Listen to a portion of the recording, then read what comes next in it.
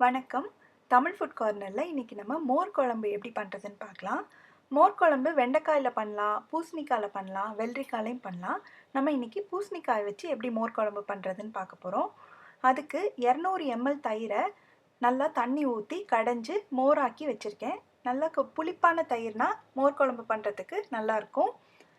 இப்போது மோர் குழம்புக்கு அந்த மசாலா அரைக்கிறதுக்கு 1 டேபிள் ஸ்பூன் பச்சரிசி, 1 டேபிள் ஸ்பூன் துவரம்பருப்பு, 1 டீஸ்பூன் சீரகம், 1/2 டேபிள் ஸ்பூன் கடலைப்பருப்பு, இது எல்லாத்தையும் 1 மணி நேரம் ஊற வச்சிடலாம். இது கூட ஒரு சின்ன துண்டு இஞ்சி, 1 டேபிள் ஸ்பூன் தேங்காய் துருவல், 2 பச்சை மிளகாய், இது எல்லாத்தையும் நல்லா அரைச்சி பேஸ்ட் மாதிரி ஆக்கி ரெடியாக வச்சுக்கலாம்.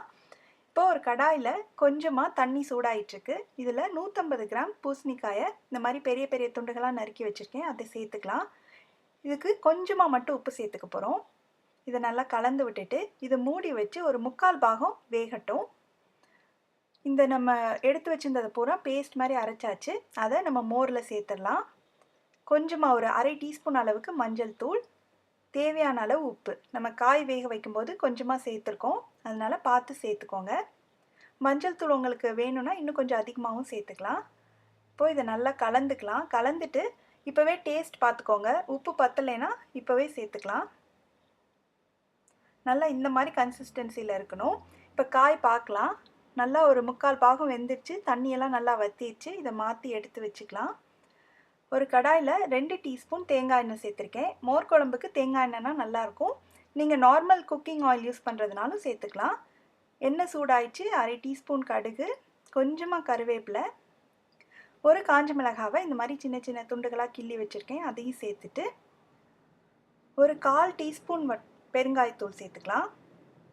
பெருங்காயத்தூள் சேர்த்தா நல்லா வாசனையாக இருக்கும். அது கூடவே நம்ம வேக வச்சுருக்கிற பூசணிக்காயும் சேர்த்து லைட்டாக வதக்கிக்கலாம்.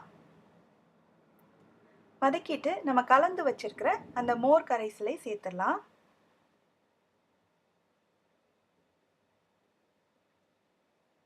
இது ரொம்ப நேரம் கொதிக்க விடக்கூடாது. இதை கொஞ்சம் அப்படியே கலந்து விட்டு இந்த ஓரங்கள்லாம் நுரைச்சிட்டு வரணும். இந்த மாதிரி ஓரங்கள்லாம் நுரை கட்டி வந்த உடனேயே நம்ம ஸ்டவ்வை ஆஃப் பண்ணிடணும். அதுக்கு மேலே நம்ம கொதிக்க வச்சோம்னா இது திரிஞ்சு போயிடும். ஸ்டவ்வை ஆஃப் பண்ணிவிட்டு கடைசியில் கொஞ்சமாக இந்த மாதிரி கொத்தமல்லி இலையை கையால் கிள்ளி சேர்த்துக்கலாம். நல்ல வாசனையாக இருக்கும். கொத்தமல்லி இலையை கண்டிப்பாக சேர்த்துக்கோங்க. சேர்த்துட்டு இதை கலந்து விட்டுறலாம். அவ்வளோதான். ரொம்ப ஈஸியாக பண்ணக்கூடிய ரொம்ப சுவையான பூசணிக்காய் வச்சு மோர் குழம்பு ரெடி ஆயிடுச்சு. நீங்களும் இந்த ரெசிபியை கண்டிப்பாக ட்ரை பண்ணி பாருங்கள். இந்த வீடியோ பிடிச்சிருந்ததுன்னா லைக் பண்ணுங்கள். இதே மாதிரி நிறையா வீடியோஸ் பார்க்கணுன்னா தமிழ் ஃபுட் கார்னருக்கு சப்ஸ்கிரைப் பண்ணுங்கள். நன்றி.